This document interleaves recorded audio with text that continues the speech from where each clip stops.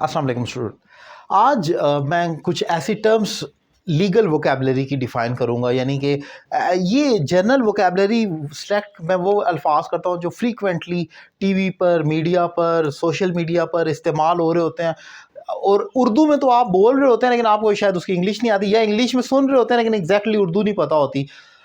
कुछ लोगों को लगे बड़ी कॉमन चीज़ है लेकिन शायद कुछ के लिए, बहुत सारे लोगों के लिए नहीं भी हो। लिहाजा अगर आपको आता है तो अच्छी बात है, लेकिन नहीं आता ज़रा समझ लें।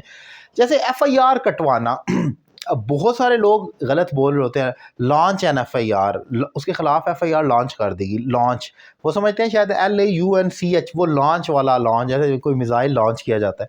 ये लॉन्च नहीं है, लॉज होता है लफ्ज़। तो FIR कटवाना या तो रजिस्टर्ड एन FIR कहा जा सकता है या कंप्लेन भी हो सकती है, और उसको या लॉज का वर्ब एग्जैक्टली इस्तेमाल किया जाएगा वोकेबलरी की सेंस में, जो अगर आप एग्जैक्टली करना चाह रहे हैं तो वो लॉज है। कंप्लेंट होगी FIR से पहले एक जो मरला होता है, किसी के खिलाफ दरख्वास्त दी जाती है, वो वेरीफाइड होकर अगर साबित हो जाता है तो फिर अगली जो अगला स्टेप है जो है वो FIR कटवाना। तो जब कंप्लेन की जाती है तो कंप्लेन के साथ हमेशा अगेंस्ट की प्रपोजिशन लगानी है। यहाँ पर मैंने लिखा नहीं है लेकिन ये अंडरस्टूड है। जब एक कंप्लेन रजिस्टर्ड करवाई जाए तो उसके साथ, for example, a complain was registered against him, याद रखें।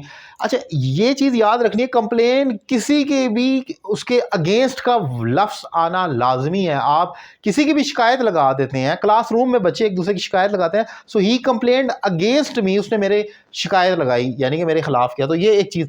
फिर हेयरिंग का लफ्ज़ मीडिया पर आजकल बहुत ज़्यादा चल रहा है, आप देख रहे हैं। तो समात के लिए या पेशी के लिए, बाय द वे, ये हेयर सुनने को कहते हैं। सुनने को वैसे लफ्जी तर्जमा भी समात होता है। ये जजेस जो जुडिशरी है ये भी तो सुनते ही है ना, कानों से फिर फैसला करते हैं, तो उसे हेयरिंग कहा जाता है। जो समात होती है, जो आजकल केसेस चल रहे हैं तो वो जजेस सुनते हैं, उसको समात कहा जाता है। देन आगे एक लफ्ज़ है इल्ज़ाम लगाना। अब ये भी इंपॉर्टेंट चीज़ है कि किसी पर अगर उस पर इल्ज़ाम लगाया गया तो ये आप किसी पर इल्ज़ाम लगाते हैं तो उसके लिए वर्ब जो यूज़ किया जाता है, एलिगेशंस तो ऑब्वियसली इस्तेमाल होते ही है, इल्ज़ाम को कहा जाता है। लेकिन अगर किसी के ख़िलाफ़ लगाना है तो इम्पोज एलिगेशन नहीं कह सकते, वो नाफिज करना वो कुछ और हो जाएगा। या पुट एलिगेशन नहीं कह सकते, उसके साथ लेवल यानी कि LEV या लेवल एलिगेशन, सेवरल एलिगेशंस वर लेवल्ड अगेंस्ट हिम, उसके खिलाफ इल्ज़ामात लगाए गए। सो याद रखें, इल्ज़ाम लगाने के लिए लेवल एलिगेशन का लफ्ज़ इस्तेमाल होगा। कानून नाफिज करना, कोई भी कानून बन गया, आप उसकी इम्प्लीमेंट करवाना है, उसको नाफिज करने को पूरे मुल्क में या किसी भी जगह इम्पोज का लफ्ज़ इस्तेमाल किया जाता है, नाफिज करना। फिर इसमें एक चीज़ आपको कंफ्यूज करेगी अक्सर, ये एक्यूज वाली फैमिली जो है, एक्यूज और पता नहीं क्या क्या इसमें आता है, सारा कुछ जरा समझ लें। एक्यूज एक वर्ब है, इसका मतलब है इल्ज़ाम लगाना, और इसके साथ हमेशा ऑफ की प्रपोजिशन आती है। एक्यूज्ड इन, एक्यूज फ्रॉम या टू कुछ नहीं करना आपने।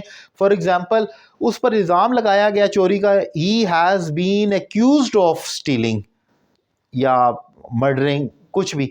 एक्यूज्ड ऑफ के साथ फिर जेरेंड आता है, ये भी एक चीज़ याद रखें। एक्यूज्ड ऑफ इल्ज़ाम लगाना, उस पर इल्ज़ाम लगाया गया, ये पैसिव था, तो मैंने उस पर इल्ज़ाम लगाया तो आई एक्यूज्ड ऑफ हिम या आई एक्यूज्ड हिम ऑफ फलानी चीज़, उसके साथ आगे ING आ जाएगा।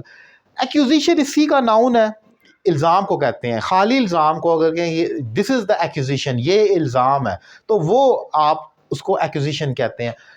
एक्यूज्ड क्या होता है, ये एडजेक्टिव भी बन सकता है, मुल्जिम, यानी कि एक तो हो गया इल्ज़ाम लगाने वाला, वो तो जो हो गया वो हो गया, जिस पर लग गया इल्ज़ाम, मुल्जिम जो हो गया, तो वो एक्यूज्ड है। फॉर एग्जांपल, इस पर चोरी का इल्ज़ाम लगाया गया तो he has been accused of stealing या डूइंग करप्शन, जैसे कि फलानी पार्टी पर चोरी का या करप्शन का इल्ज़ाम लगाया गया है, तो आप कहेंगे the following party has been accused of, accused D वाला कह रहा हूँ, ये वाला यानी कि एडजेक्टिव है, तो उस पर इल्ज़ाम लगा हुआ है। जैसे आप कहते हैं इंजर्ड, मैरिड, वरिड, ये थर्ड फॉर्म के साथ होते हैं, वो एक शख्स होता है।